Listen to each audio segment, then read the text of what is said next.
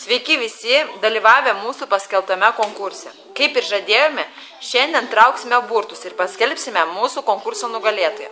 Burtus trauks mūsų mažasis nepriklausomas ekspertas.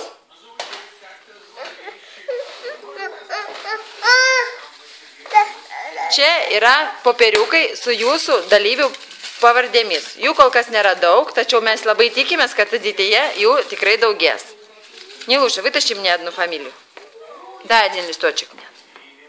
Дай один мне. Дай. Ой, спасибо. Taip.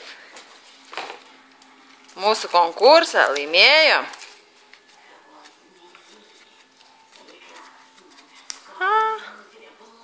Daiva Radzevičiūtė.